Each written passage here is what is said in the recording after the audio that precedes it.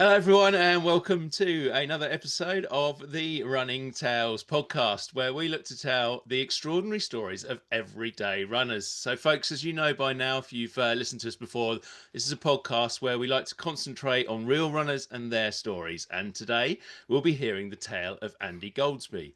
So, Andy may be familiar to you as the run director at Arrow Valley Parkrun, or perhaps as one half of popular podcast Marmcast. It's a new podcast on the block, but it's doing very well and it's great. So go and have a listen.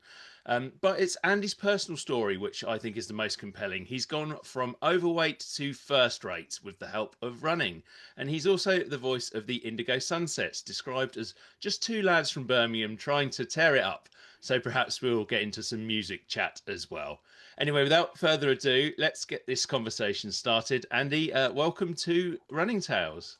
Oh, Craig, thank you so much for inviting me along, and that's a lovely introduction there. And I'll hopefully try and live up to your billing on the podcast here. But no, I really appreciate you reaching out to me, and I'm looking forward to our little chat this evening. Oh no, you're more than welcome. And I want to kind of kick off. I suppose it's quite near the end of your um, running journey in some ways, but it's where I've kind of got to know you, or at least got to know your voice, and that's on Marmcast, which, as I said, it's this a new podcast venture which has come out with Tim Stent, who some people might know, the middle aged running Running man, Man, and yeah. it's a I don't know how to describe it. It's a fascinating sort of menagerie of running chat and music and guests every now and again, and Tim's sort of unique style. How did it all come about? Well, it was quite strange. I've known Tim. How can I put it? I was a bit of a fan of his YouTube channel before people started following him. So I stumbled across him like all of us do when we're trying to look for a race and try and learn what an event's like. We go onto YouTube and we're sort of scrolling through all these different content creators, and Tim pops up, and I found him quite amusing, so I started following him quite early on. I think he only had about 30 subscribers. And over the years, with the occasional comment on his channel, as Tim put it in his own words, he slid into my DMs at one stage, or I may have done the other way around. And we started chatting from there. And occasionally we bump into each other at the same events and things that we've signed up for. And then I don't know. I think it was something I did on Instagram. I occasionally do this. I found some old recordings of me playing guitar from probably about 5, 6 years ago when I was writing songs for the Indigo Sunsets, and I thought it'd be a nice idea to share where these songs started from and then what they became. So I was sharing these on Instagram, and Tim started liking them. And within a few weeks, he messaged out to me and says, I've been having this idea to do a podcast, but I've actually wanted to do sort of a combination of talking about running, but also introduce some music as well. And Yeah. would you be happy to come along and help me out and be the co-host? And we had a chat about it, and I think we quickly agreed it'd probably be easier if I became the main editor of the podcast to get my head around all the audio tech and everything. And we just started from there. And Marmcast has been basically two guys who love running, but also have a fairly similar sense of humor. We Yeah. make each other. We don't plan a thing as well. This is the ridiculous thing about Marmcast is we've got a vague idea of what we've both been up to over the weekend, but the conversation is purely natural. Nothing is scripted. We probably have about 5 minutes beforehand where we're literally just catching up with each other very quickly because we haven't spoken probably since the last podcast. But we just hit the record button and go for it. We've got a general idea who we've got on as the guests for the week. And we generally know that we need to be phoning them about 20 past 8. So we're keeping an eye on the time. But Yeah. everything else is purely off the cuff. And then I have to spend probably about 2 hours afterwards cutting out all the bits that are highly inappropriate for people to listen to. But I don't know, it just works, and it's something we've enjoyed. So we're 16 episodes in now. Yeah. And yeah, really enjoy it. And Tim, as people are following him on YouTube, he's just like that in real life. He's a cracking guy, hilarious, absolutely brilliant, unbelievably fast runner. And yeah, I really enjoy making the pods with him. So yeah, great combination, and really enjoy it. One of the things I really like about it is, and you rank them in a table, which It's slightly arbitrary, but it's your kind of reviews of the races and the park runs that you do, and I think like it's a bit of fun, but it also does give a lovely insight into runs that people can do because there's so many events out there now, and it's quite hard for people to decide what they might want to do or not do. Absolutely, and I think we're trying to find the right balance between annoying event organisers and actually trying to give um, a real true appraisal of the event. So Yeah, a couple of the categories, I think we rate it on Thunderboxes, which is basically the toilet standard, yeah, the swag bag, which I think some people who appreciate a good bag after their efforts is quite important. The scenery for me, that was my idea because I love a beautiful race. And I think we just love the fact that we can basically kill a race's reputation based on how badly we both perform. So the yeah. final category is our performance as well. That's how we rate it out of five. But strangely enough, though, the more we've done this, the more we think we're actually getting a fairly accurate picture of what the event standards is like. So the more this table's developed, Mm. I think the more accurate it's become. It's it is scientific. I think we're starting to believe that now. Yeah, and I think there is, there's conversations around it, isn't there? There's the broad idea of 4 out of 5, and it was great, but the Portaloos were smelly or Yeah. whatever. There is greater conversation around the actual sort of high and low points of some of these different events. Absolutely, absolutely, and I think it's a nice way of as well of us both sharing what our genuine experiences were on the day. I think one event that I absolutely love, which is the Birmingham Black Country Half Marathon that goes from Wolverhampton to Brindley Place in Birmingham. This year, I didn't perform particularly well, and that's reflected in the score. But hopefully, it's come across on the podcast that that's an event I feel everybody should try at least once. Mm. Whereas even though it's ranked quite lowly, I think we're still given a fair reflection of what the event's like. But it's just a bit of fun at the end of the day, and I'm looking forward to the end of the year when we pull it all together and we have our sort of grand winner of 2025, whichever event that may be. Are they going to get? Is there going to be an award? I mean, we need an award ceremony. I think we're too tight to actually dip into our own pockets and come up with an actual award. And yeah, heaven forbid what that would actually be as well. But I think, yeah, I don't know. We might send them a PDF certificate or something along those lines. But yeah, there might be a big award at the end of the year when getting on towards Christmas. We might do a sort of wrap up of the year podcast. So yeah, who knows? Who knows? Yeah, I want to move on to your own running story in a bit, but I think part of that, which is reflected in Marmcast and the other stuff you do, is your real, genuine enjoyment of these races and your honesty about. You mentioned it there about how you found it on the day. You're very honest about it was terrible and it was awful on the day because of purely because of me kind of thing because my Yeah. performance didn't work out rather than the course and so on. Is that something you try and get across on the podcast, I suppose, A, and B, that you feel is just a vital and integral part of running to be honest about? I think I can only ever be honest, really. If I haven't done very well, I'm not going to try and sort of fluff it up. But what I hope comes across is even if I'm not running particularly well, or I've hit a wall, or my training hasn't gone well, or I'm just having a horrible day, I'm always trying to get something out of the day at the very least. So Yeah. even though we use that Birmingham Black Country Half Marathon as an example, it didn't go the way I wanted it, but I still had an incredible time. Mm. And I think this is the thing. It's infectious being around other runners as well, and feeding off everybody else, or if you've got a moment where it hasn't gone your way, but you can still celebrate with somebody else who's perhaps done a PB or ran really well and they've crossed the line at the same time as you. So there's always something you can get out of these events if they Yeah. don't go particularly well. But I think for me as well, it's I can be honest because even though I do sort of want to do well, if it hasn't gone particularly well, it doesn't bother me as much as perhaps other individuals. So I can just tell it like it is, not worry too much about how it comes across, really.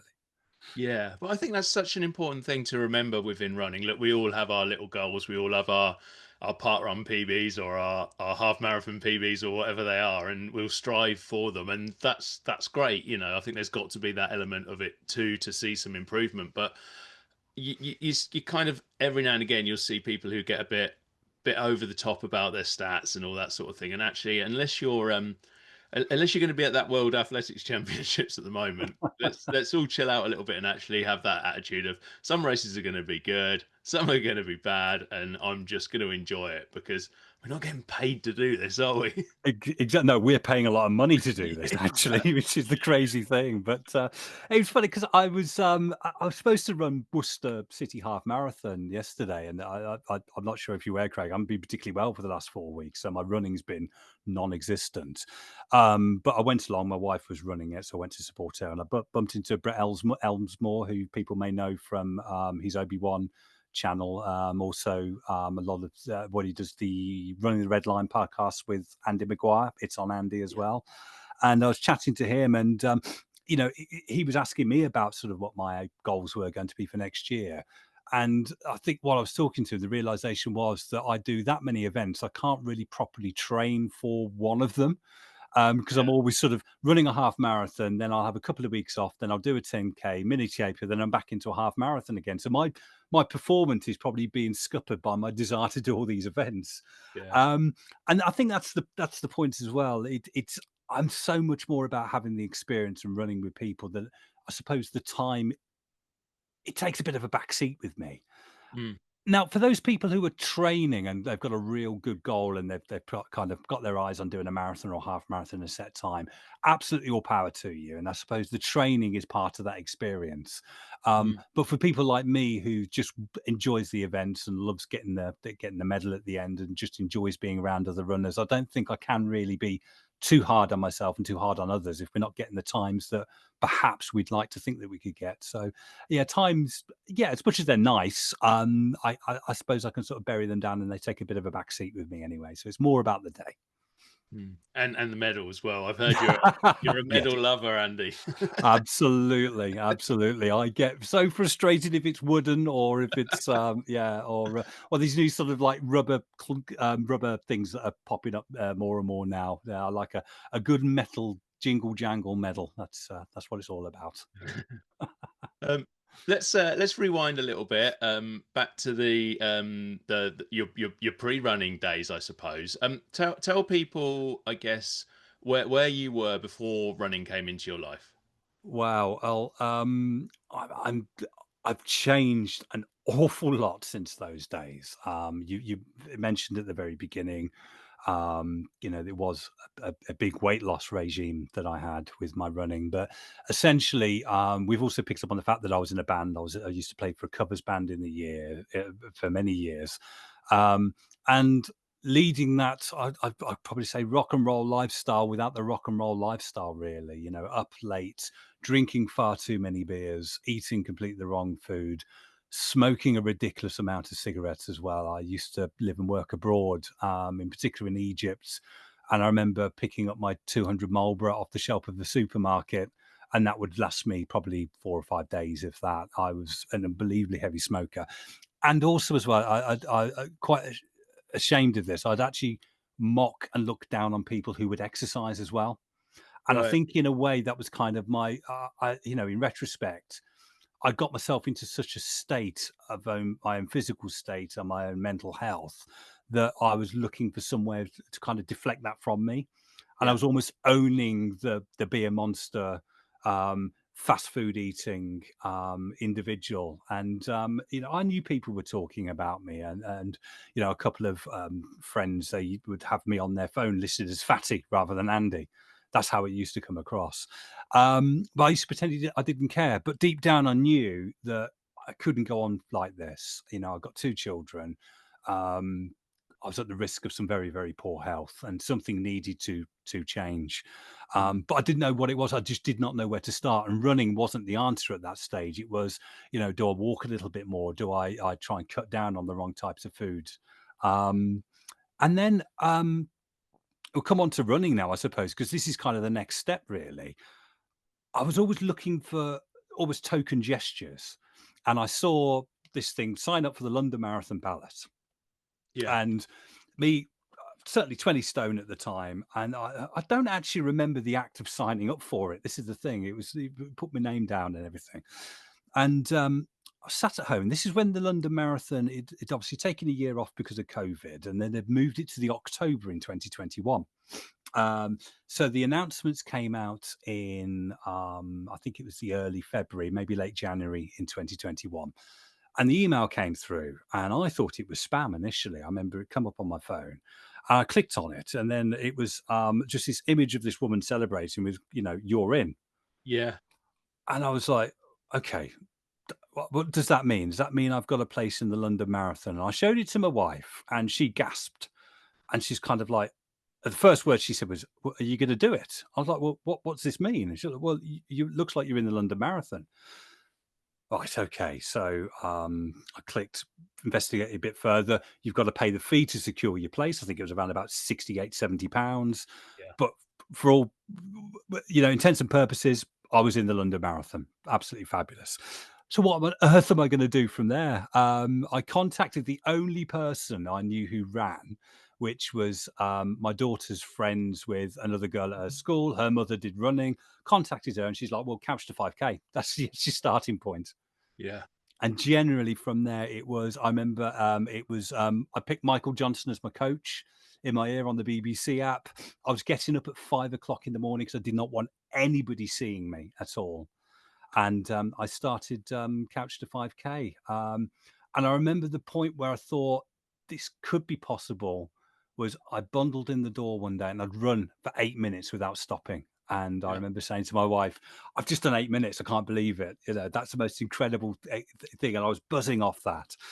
So from there, yeah, just kept going, kept going. I got to the summer, started seriously upping the distance at that point. I think I topped out in my training at, I think I was running for like 25 minutes, then walking for 5 just to kind of get the long runs in. But yeah, made it, booked the hotel, went down with the family, turned up at the start in the dead last wave. I was the final wave to go off, but I remember crossing the start line and just laughing my head off for the first mile at the absolute absurdity of me running the London Marathon. I was the last person on earth who should be doing this, but here I was doing it anyway. And from that point, I knew that was my chance to make a big change. So I booked Brighton Marathon the following spring to Yeah. ensure that I would keep the momentum going. And that's where it started with me. Yeah. I just want to rewind a little bit in that story. I suppose just after that point where you got that email, you're in, and the initial shock, and you said just then, "Oh, absolutely fabulous," or something like that. And I'm Yeah. just wondering whether that was actually what you were thinking at the time. I can see Andy Goldsby now thinking absolutely fabulous, but yourself, as you described yourself there, not really wanting to be a sporty person, obviously overweight and kind of avoiding exercise and so on. I Yeah. mean, you could quite easily have just gone, oh, I don't know why I did that and thrown it away, but you didn't. And I'm just wondering what clicked at that point. I think that was you're probably right. It was probably more fear than anything when I realized what I'd actually signed up for. Um, I think it was that moment of realization that was my out. Yeah. That was the point where I could actually change something for the better now. And I know I've been looking for how am I going to get myself healthy? How am I going to get myself fit?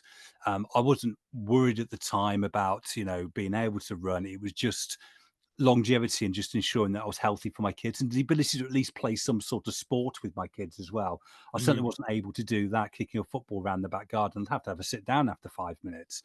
Um, in my mind, what sort of a dad am I to my kids who, who can't walk them to school in the morning without having to have a bit of a sit down either.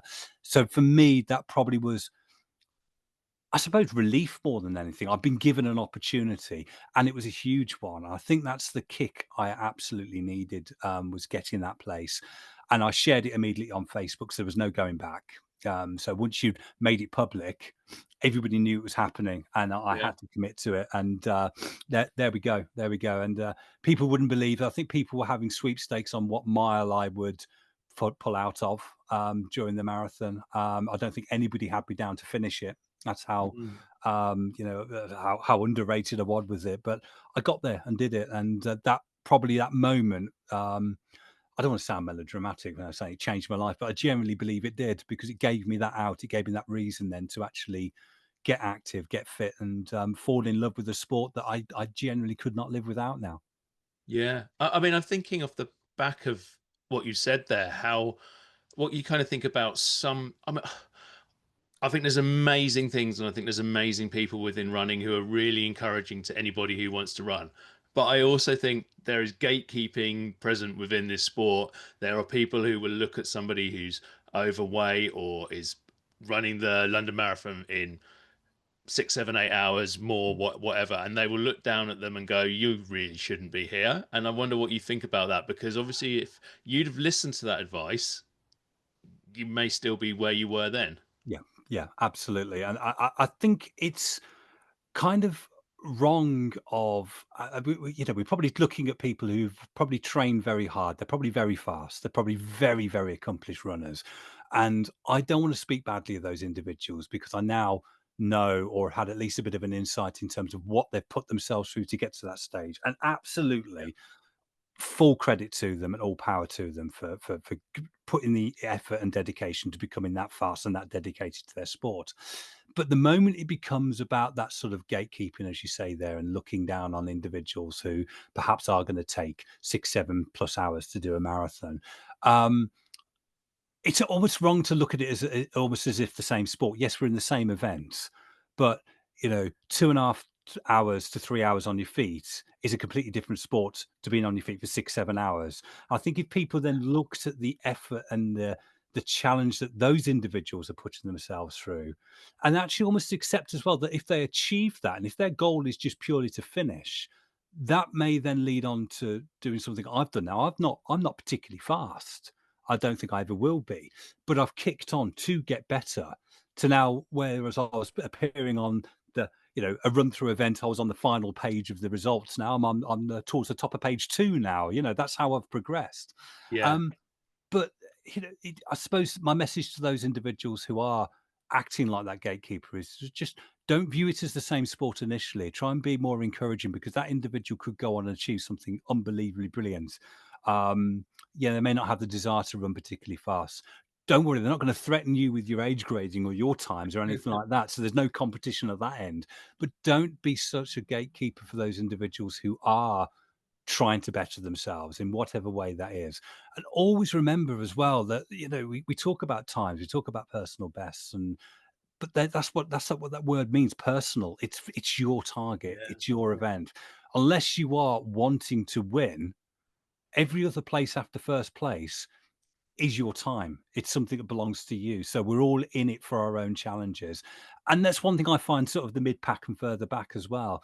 You have those moments where things are going wrong a little bit, but then you can sort of become involved in somebody else's journey and support them along a little bit as well. So, yeah, that whole gatekeep element. There are people doing extraordinary things towards the rear of the field, and it is a case of just don't be that person to stop that person progressing. I think that's the shorter message of this. Yeah, absolutely. I mean, one thing I really love about running, and I think is great about it, is particularly when you talk about things like the London Marathon, these big marathons. It's not many sports where you get to be on the same field as the absolute elites. I mean, you don't get to play football with Cristiano Ronaldo or Lionel Messi, do you? If you're Absolutely. if you're an average or even terrible footballer. And yeah, and running, it's all there, everybody from the very, very fast to those at the back of the pack. And also the other thing I'd say is, I'm kind of squarely in the middle, I would say, but I have so much respect for people who can just keep on moving for that long. I mean, I've done a 50K and I did it in about 6 hours, and moving for 6 hours was blooming hard, irrelevant of Yeah. what pace you're doing it. So to do a marathon in 8 hours, 9 hours, 10 hours, it's just a lot of time to be on those feet. It's incredible. Absolutely, absolutely, and I think that's that's why it's a completely different sport, isn't it? You're not there to try and keep as much energy as possible for the shortest amount of time to get it done in like 2.5 hours. You're there, and it is a sport of attrition at that point, isn't it? 6 hours on your feet is no mean feat, regardless of who you are. Yeah. Um, but it will lead on to that person then perhaps wanting to go a little bit quicker, and they probably will pick up a training plan. They may shorten the distance and try and speed up with their park run.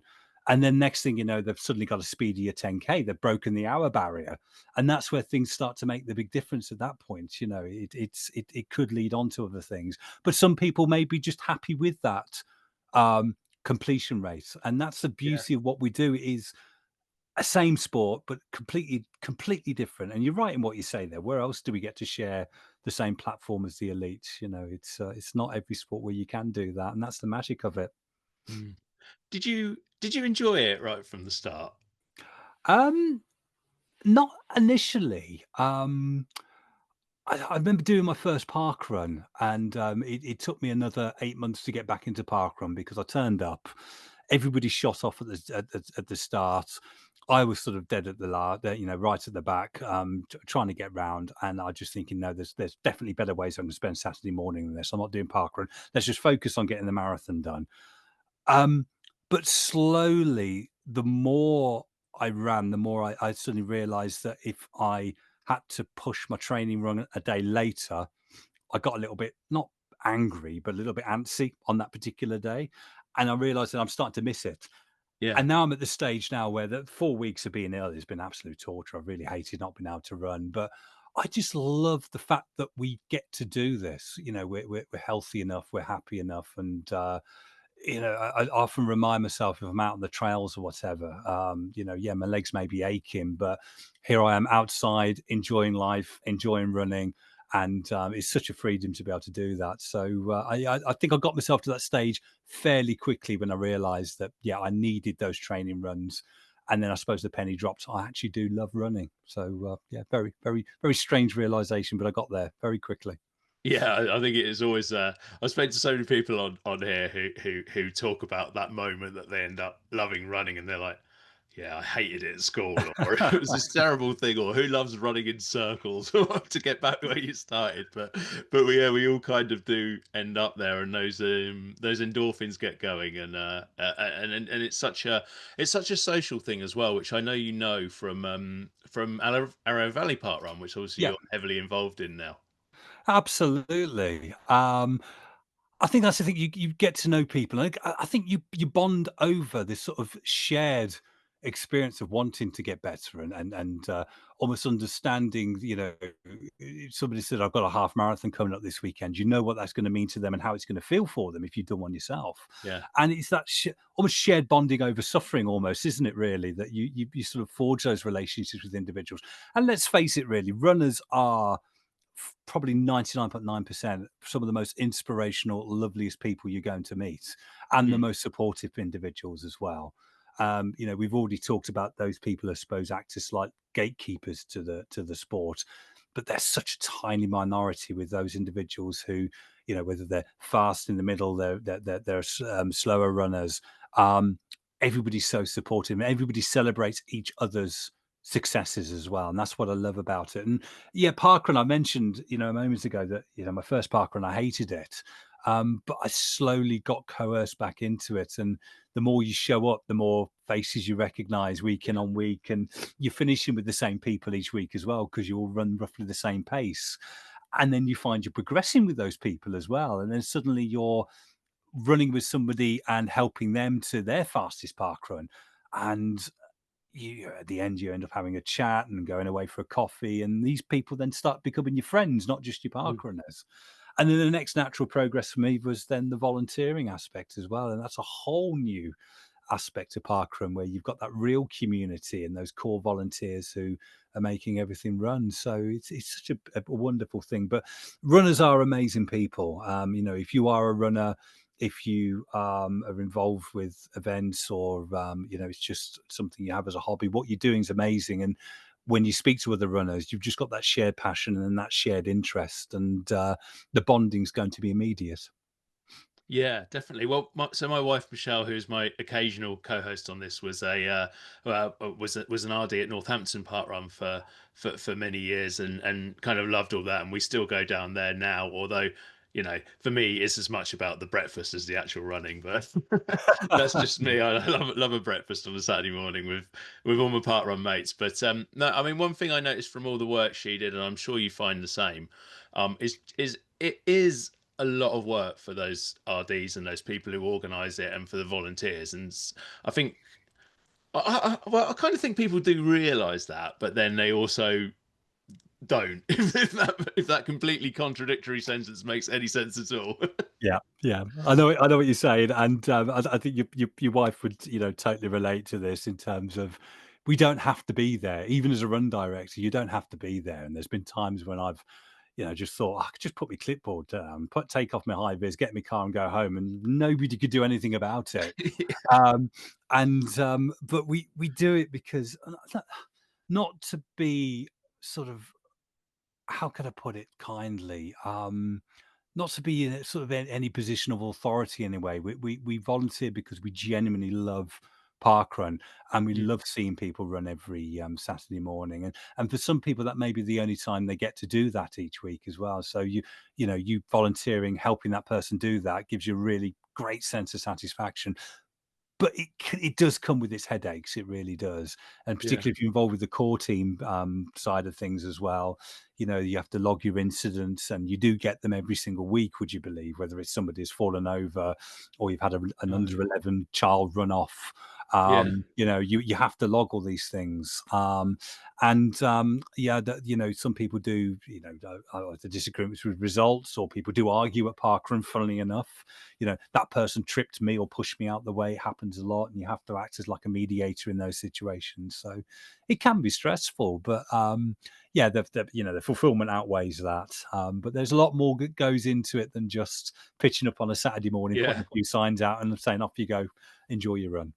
It's it does make me laugh because obviously people aren't getting paid for this, and yet you sometimes get all the same problems that you get at big events. And the faith that people have in GPS and their little watches and so on. It's like, my watch says I did this in 24:35, and your timer says that it's 24:50 or something. What on earth? And Yeah, yeah, go exactly. Well, crazy about it. just Michelle. just the timekeepers. Yeah, Michelle had this terrible experience back in the day. Oh, she'll hate me for telling this, but I'm going to go with it anyway. Where all the equipment went wrong, and she ended up having to give everybody from the person who finished first to the person who finished very Ooh, last, 59:59 as their time. yeah, And most people just laughed and thought it was hilarious, but there were people saying, "Take me off! You've ruined all my stats," and all this sort of thing. And actually, there was one guy who like sent her uh like literally she's in this massive panic, she's feeling really bad about it because RDs yeah, care, they care, yeah. they don't want that to happen. And I think he sent like 25 messages in 10 minutes saying about this, and in the end they ignored him for 3 days, and then took his time off because that's what you do. But it's just like, really, come on. Yeah. Yeah, yeah, we had thankfully, I wasn't there the day of the 59:59 at Ara Valley. We had one. Did you? Um, yeah, it was, nothing could correlate at all. It Yeah, was just one of those days where, when the system works well, it works perfectly. yeah, The parkrun we had, I was timekeeping on Saturday. I didn't make a mistake. My daughter was number checking, so she was coming back and feeding back. They were still in sync with the tokens, so we know it's all going well. And then the result process comes through, and he's kind of like, oh, just a couple of orange bits where we've got some unknown runners, but generally it's fine. yeah, Then you have that week where you may have had 4 or 5 funnel duckers, somebody scanned in twice, you've then had somebody use somebody else's token. Your timekeepers have like triple clicked about 15 times, and you may have actually got your tokens out of order. There's no one picking that. You could be the greatest maths brain in the world, yeah, yeah, and you have to reach a decision probably of let's just 59:59 it. But I think what people have to realize as well, I think the day we did that, the decision to take that 59 decision was made at 5 o'clock in the afternoon. yeah, So that just shows how long the team have been trying to sort it out. No doubt your wife experienced that as well. We do care. yeah. Um, and if people don't want their time associated with that, that's fine. Email in, we can take out the results. But 59:59s are not taken lightly, let's put it that way, but they do happen. I wish I'd run that day. I think it would be hilarious to have that on my record. But I was volunteering actually as well, but not timekeeping. You weren't responsible. No, I wasn't responsible. I'll make that clear. But you're absolutely right. Most people do sort of think it's funny and are absolutely fine about it, and yeah, I don't want to be negative at all about people at parkrun, because I mean I know that Arrow Valley, as well as every single parkrun, you have some you have some wonderful characters at Arrow Valley. Yeah. We've had Doug Richards on this podcast. Oh, He's fabulous. a fantastic character, isn't he? Yeah. Tell us about some of the others, perhaps, who you've got there. Oh, well, I think the guy I've got to know very so the one that stands out is one of our volunteers, Richard Pidgley. He does our course checks for us. He's Yeah. also our official photographer. And Richard also is an evangelical minister as well, which I feel we're slightly blessed to have him. But Yeah. I think he does such a wonderful job with his storytelling as well. We are genuinely blessed to have him as our photographer, because he uploads everything to Facebook. Then he goes back through the photographs and tries to tell the story of the event. So every time we have a park, and anybody goes on the Arrow Valley community page on a Saturday afternoon, even if you haven't been there, you will have known what's happened, Oh, great. with all the milestones, all the achievements, but also as well the photographs he takes of those individuals who have, been stood around at the briefing. He makes a little light-hearted comment about them, and he gets to know everybody, so he knows what we're all like.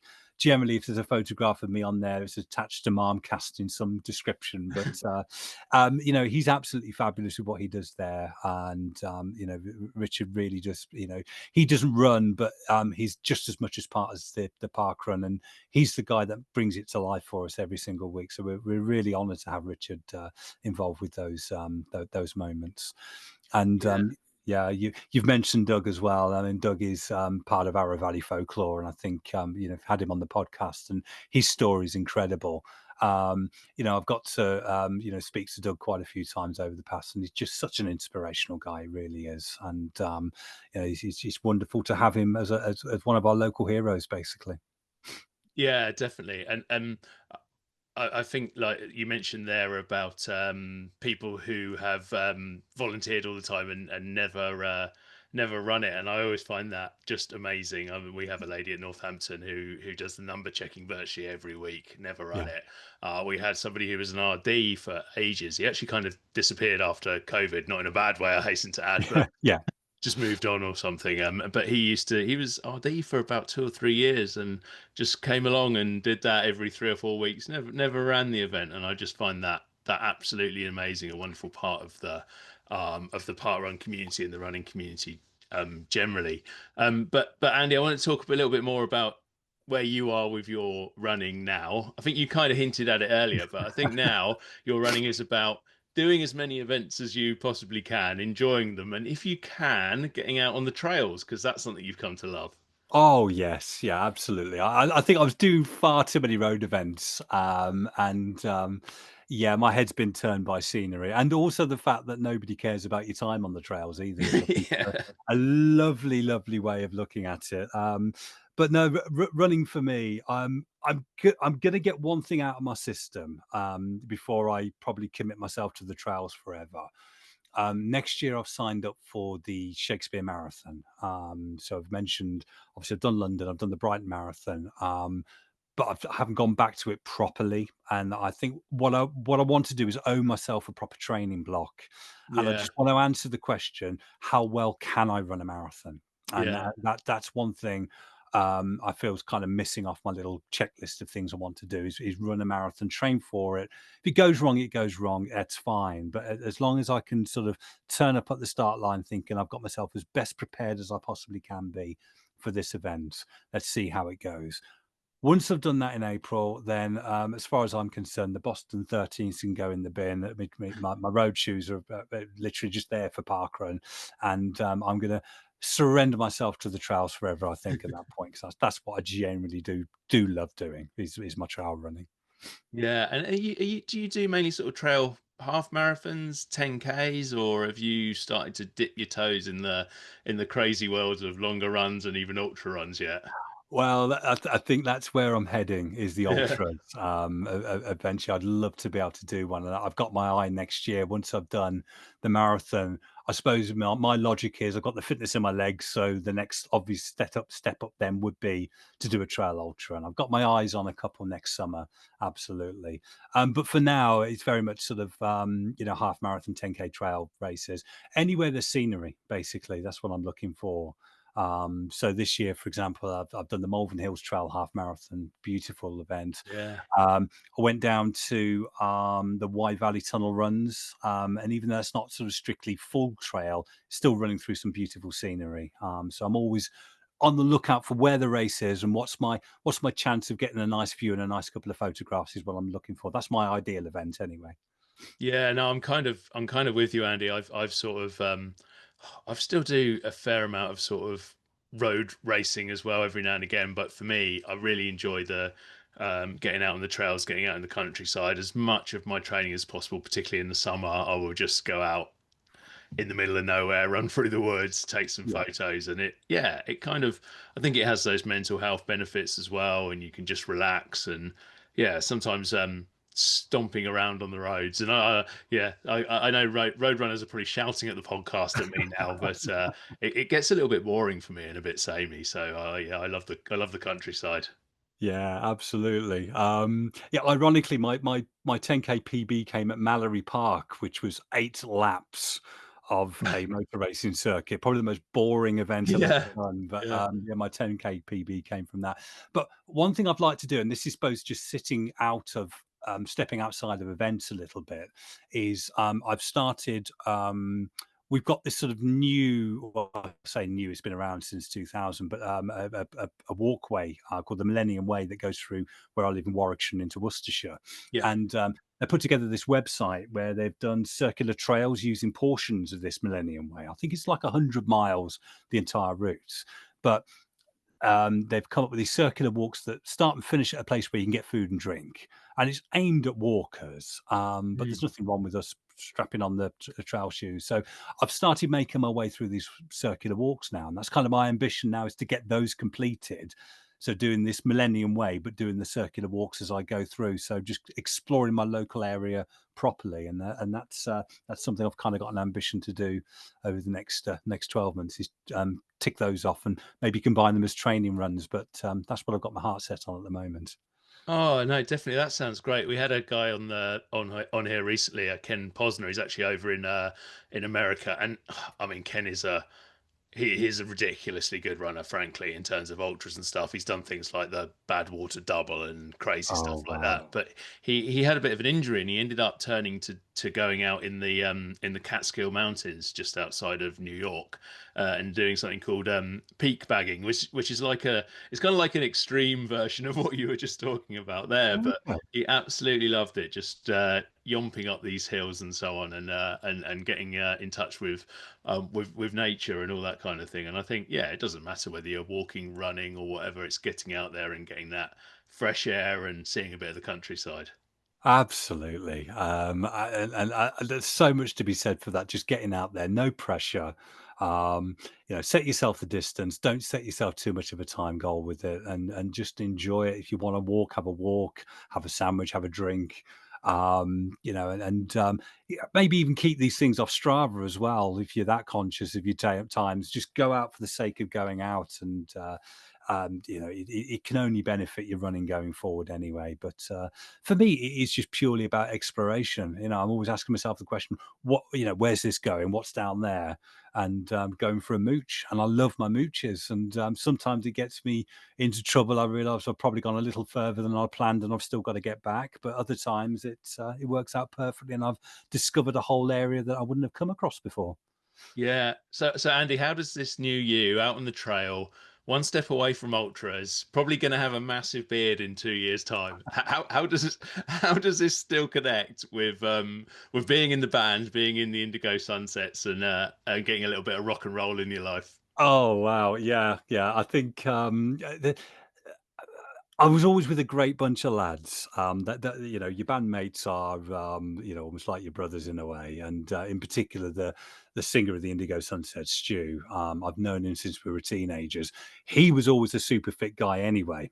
So Right. he was always the guy who, you know, he's always been to the gym. He works in the health and leisure industry as it is anyway, and you know, he probably helped me an awful lot actually because he gave me a lot of validation in terms of what I was doing and so much encouragement. So you know, fitting in with you know, the band and the rock and roll lifestyle, I suppose I was blessed anyway because the group of guys were going to support me as it is. Um, Also, as well, I think you know being fit probably is the new rock and roll. I think Yeah. that's probably a good, better way of looking at it. And Yeah. certainly, kids today are more likely to be down the gym than they are in the pub. You know, Yeah. whereas we grew up in those smoke filled taverns, drinking far too many pints of Boddingtons on a Friday night. You know, these days kids are more likely to be, you know, looking after and taking supplements in the right way and going down to the gym. So, yeah, rock and roll probably has changed as well, really. So I suppose rather than me clinging on to an era that doesn't exist anymore, I've just moved with the times, I suppose. Yeah, do you know what? I always think of those, or not always. Sometimes think of those days of going into a pub and it just being full of a fog of smoke. And I mean, I never smoked, but I probably had a fair few without Yep. even realizing it, just by being in those pubs. And it's kind of unbelievable to think of that now. I think if you speak to someone in their early 20s, they just wouldn't believe you. No, no, not at all, not at all. And I was that person probably filling up that pub with the cigarette smoke. You know, in retrospect, it was such a disgusting habit. It really was, and how it made you feel as well. I mean, not having smoked before, waking up in the morning and the heavy chest you would have, and the only way to free that chest up was to have a cigarette. I mean, what sort of cycle's that? It was Mm. crazy. But yeah, those days, you know, and you know, going into those pubs, as you say, always amused me when the smoking, because I was actually living abroad when the smoking ban came in. So when I came back to the UK, the smell of basically gents' toilets and chip fat, it was the new smell of pubs, wasn't it? That put me Yeah. right off at that stage. So, yeah, for me, it was probably home drinking from that point onwards. Probably got me into more trouble. Yeah, yeah, it has its own own issues, doesn't it? That Yeah. you know, listen, it's we're not here to sort of put people off doing that sort of thing. It's everything to their own. But I think running is clearly a more healthy habit, and it's obviously been useful to more than useful to you. So about it having changed your life, really. I mean, what would you say to anybody who's perhaps in the situation you were in when you didn't even really want to admit it, but you needed to change your life? Yeah, I think first and foremost, if you've started to acknowledge it and started to acknowledge that you know something may have to change, and you know you may be getting health signals yourself already. You may be finding it more difficult to do things like go for a very short walk, or you know, climbing stairs, or something along those lines. And you'll know deep down that you know that you know things can't go on forever. But then you ask yourself the question: well, how do you change that? And it doesn't necessarily need that ridiculous thing I did, for you to be able to do that. Mm. But also as well, don't start thinking, and you know, people say this: "If I can do it, you can do it," and I don't think anybody really believes that phrase. Yeah. But I have to implore people who, you know, maybe listening to this, and if you are thinking, well, it's all right for you to say because you can run a half marathon, you're going to train to do a marathon. Um, you know, I could never do that. I was that person. I genuinely was that person who would walk my daughter to school. The school would be 400 yards from home. And for me, in my mind, I'd done my exercise for the day because I had to sit down. I was Mm. that unhealthy. Um, it is genuinely possible. And when we say go for a run, we don't mean you look at the guys who are doing the World Athletics Championship at the moment, or you may have watched the London Marathon. That's not what you're aspiring to do. You're aspiring to get moving. And that's the first step. Even if you do a little bit of a shuffle for 30 seconds, then stop, everything starts and it starts to accumulate. And the more you do it, the easier it will become. So when we say, oh, if I can do it, anyone can do it, we're not saying if I can do it, run a marathon. What we're Mm. saying is if we can take that step and actually start to improve your health, and just look at it as a positive in terms of I'm moving, I'm getting active, I'm outside, you will start to feel the benefits. So please, if you're thinking about and if you recognize in yourself that actually there's something you need to do, um, make that step, make that positive step, whether it's couch to 5K or even just a commitment to start walking. Absolutely do it. You owe it to yourself, 100%, and you will feel better, and it will improve your mental health. It will improve your physical health, Mm. and you never know where it will lead.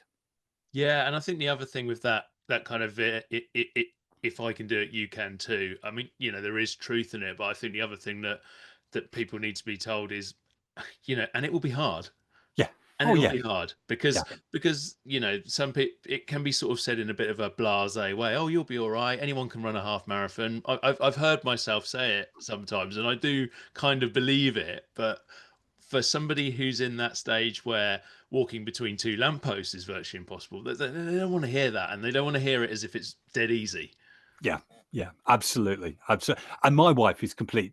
Lives that example. She ran the Worcester City Half Marathon yesterday. Whereas we're recording this on the Monday, she Yeah. ran it. Yesterday, her first half marathon, and she'd set herself that goal. She turns 50, and she wanted to do something big for her 50th. And I scooped her up at the end. She was in floods of tears, not because she'd hurt herself, but because of the enormity and realization that she'd put herself through the training. She'd Mm. come home from those long runs really hurting, and she'd achieved it. And that's what it is. It is not easy. If you want to aim for something like that, of course it's going to be hard. But also as well, those first steps, that first commitment, it will be hard, as you say. But Yeah. eventually, the results and the compound effect of it and the consistency will start to show through. Promise you, it will do. It always does. Yeah. Oh, that's brilliant, Andy. And well done. Well done to your wife. That's absolutely Oh, bless her. superb Thank you. to have done that. I'm going to let you go in a minute, but I can't let you go without asking you what is the real truth between Tim Stent, the mom? Let's hear it now. This is your chance to tell everybody what he's really like. Is he just as caustic and grumpy in real life as he is in those in those middle-aged running man YouTube videos? Well, first observation is he's a lot shorter in real life than you'd imagine. He's quite a short guy. Um, no, I think how can I put it? Do I chuck him under the bus, or Come on, do I Andy. This think is your that? Yeah, chance. no, he is caustic. He's the most sarcastic individual on the face of the planet. His wit is sharp, but no, deep down, he's a lovely, lovely guy. He's an unbelievably talented runner as Yeah. well. Yeah. I lined up with him at the Broadway Half Marathon last year, and I had a sneaky suspicion. Shall I try and keep up with him for at least 10 meters? And I couldn't even manage that. He's super fast.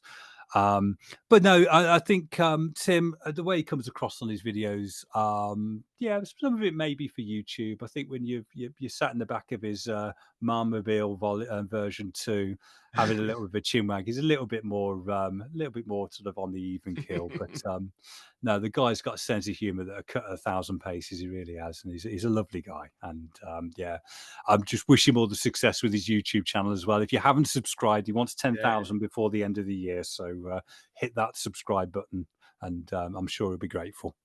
No, definitely, Andy. No, for sure. So folks, yeah, hit subscribe to Tim on the Middle Aged Money Man on YouTube. Have a listen to Marmcast. It's really good as well. Check out the banter between Tim and Andy. It's great stuff. Andy, thank you so much for telling your story and joining us today on the Running Tales podcast. I really appreciate it. Craig, my pleasure, and thank you so much for inviting me on. Really enjoyed it. Fantastic. Thank you. So, folks, if you enjoyed Andy's story as well, do the usual thing. Hit that like button. Give us a subscribe wherever you listen. Give us that 5-star rating that makes a big difference, and tell all your mates about Running Tales, because the old spoken word is still the number one way to spread the tale of these podcasts and everything else that we do. So yeah, thank you, Andy, again for joining us today. Thank you for everybody for listening in, and we'll be back again next week with another Running Tales podcast.